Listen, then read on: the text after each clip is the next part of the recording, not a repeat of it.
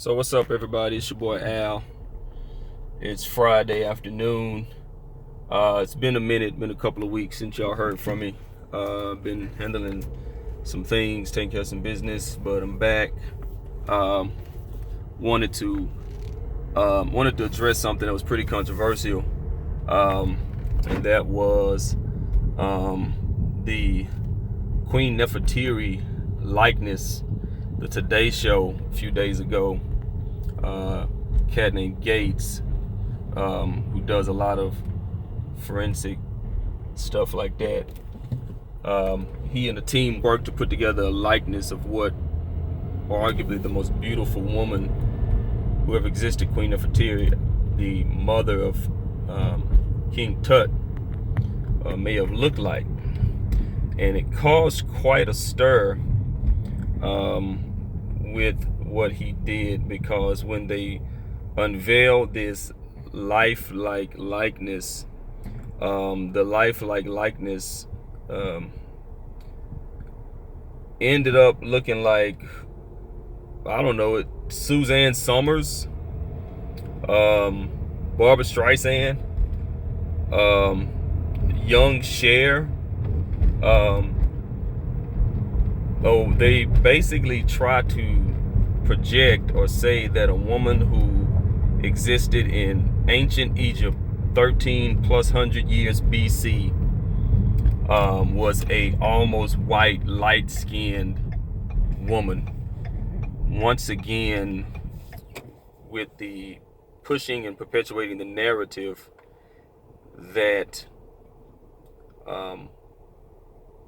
nothing good black comes out of Africa. I know it's a stretch, Senator, that's what they're saying, but what do you expect us to believe? Like, let's just go back and just look at what we know about Egypt. Ancient Egypt, the 1300 BC, King Tut, Nefertiti, Ramses II, one of the greatest pharaohs, probably the greatest pharaoh of all time. We know by the drawings on the walls in ancient Egypt, the Sphinx, the likenesses that have been unearthed archaeologically, that these were people of color. They had the technology when making likenesses and drawings and sculptings or what have you to be able to differentiate color. For example, if you go and you look at you go online and look at some drawings in ancient Egypt, they did have some light-skinned black people and had brown, darker-skinned black people, and they would use the coloring to differentiate, to show that difference. There are even some, and nobody really likes to talk about this, but old ancient drawings of ancient Egyptians interchanging with Ethiopians, where the painting or the drawings in the ancient Egyptian, or the exchange or the gift bearing of the Queen of Ethiopia to the Pharaoh of Egypt, and the gift that they brought were what many people believe white slaves, and they show the white skin. They show the skin tone of the white people in the drawing versus the Ethiopians who were darker and the Egyptians who were darker. And so they knew how to draw light skin when they needed to. If you there's a book called Before the Mayflower that talks about this, that shows that likeness, that drawing, that for whatever reason nobody wants to unearth or talk about.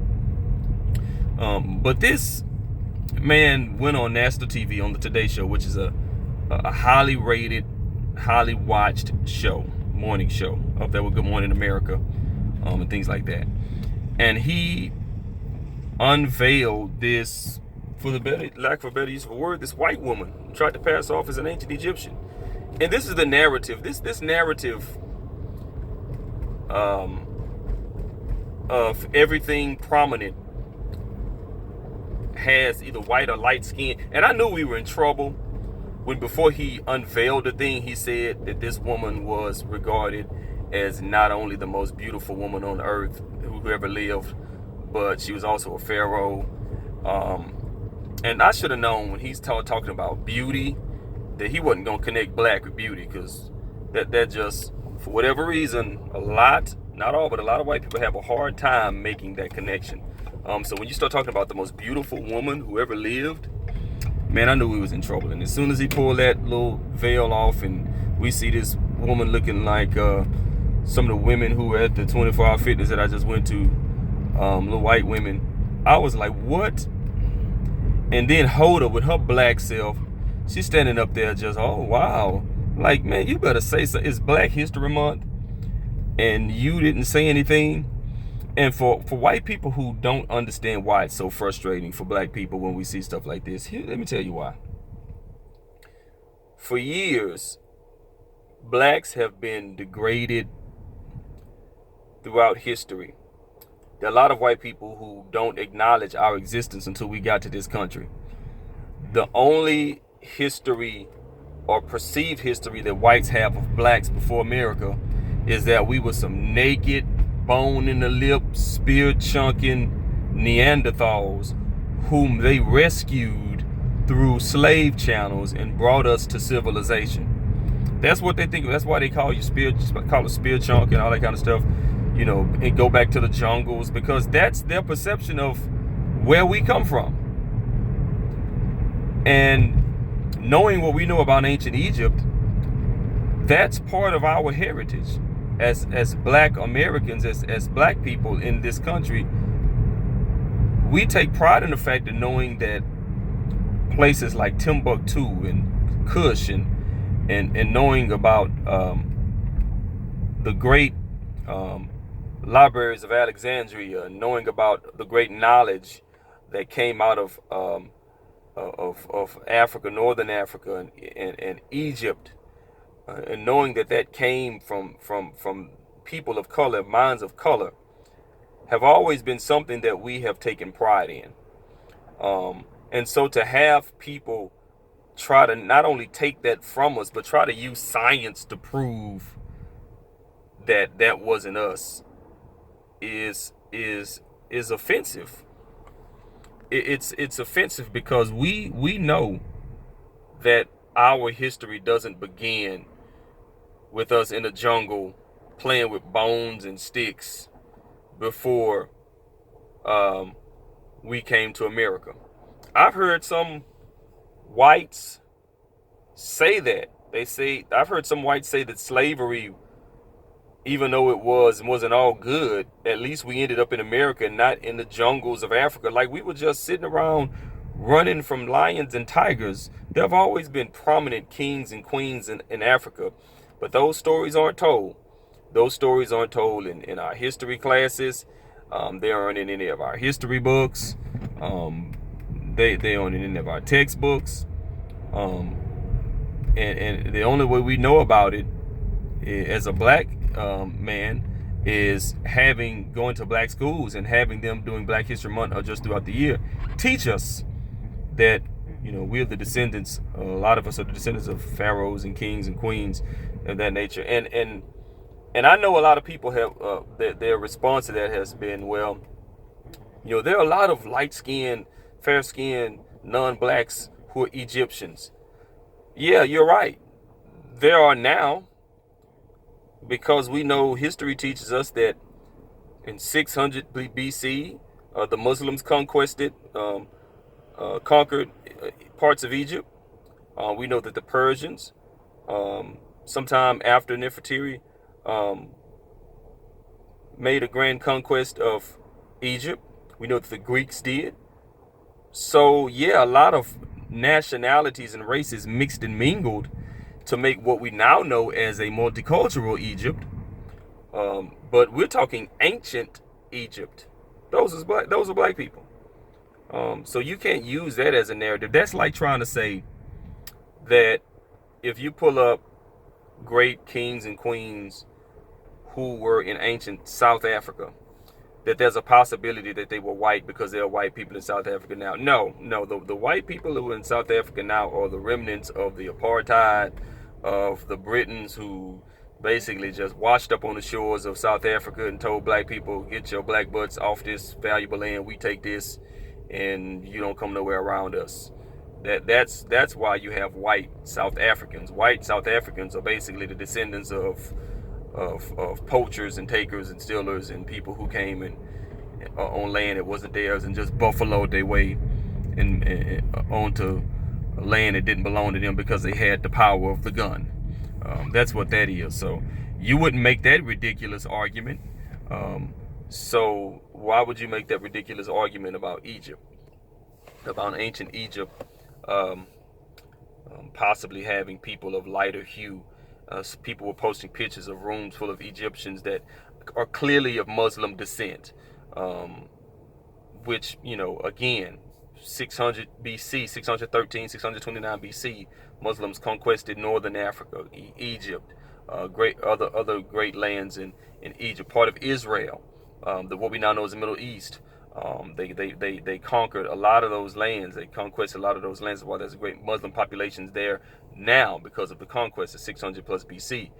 But let's not try to go back to 1300 BC and act like it was light-skinned people there in that kind of heat in ancient Egypt. And let me say this: white people of Mediterranean descent, or what have you, stop trying to take Egypt from us.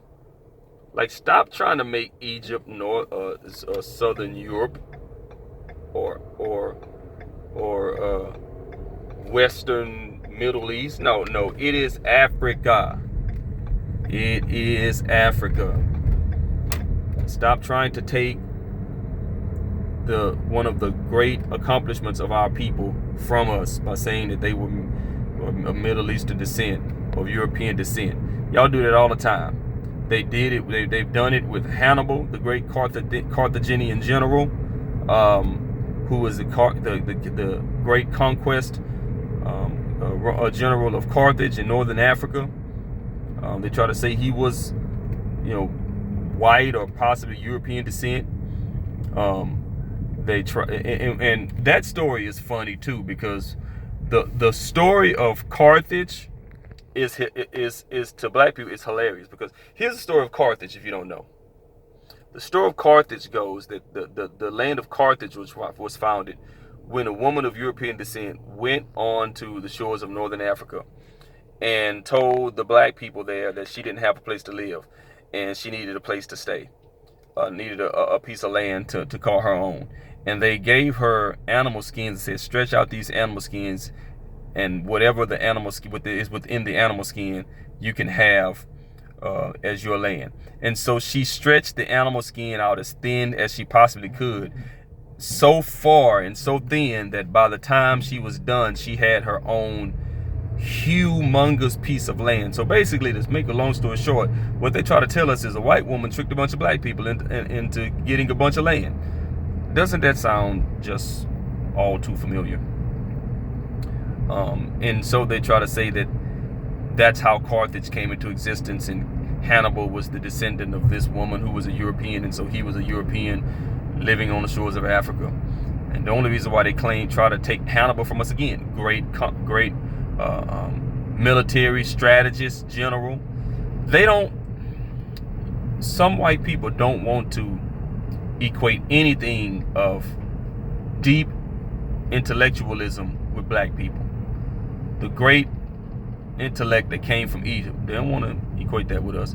They'll equate you something that has to do with you doing something athletically, running fast, jumping high, throwing far.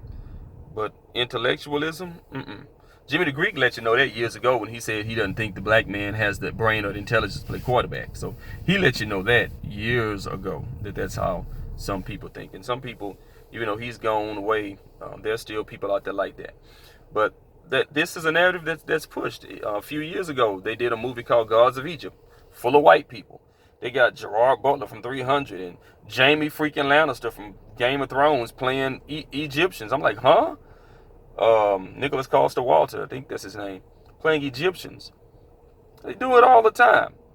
And then they'll stick some black person in the movie as the help, as the Morpheus to Neo. That's they love doing that. They'll stick some black person in there to help the white hero.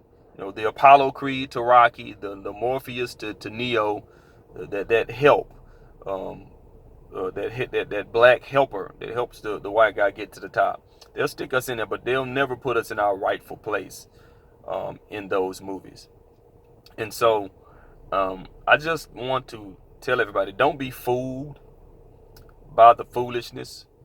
Don't search and do research for yourself, because when you search and do research for yourself, you know that the bust that dude uncovered on the Today Show doesn't make any sense.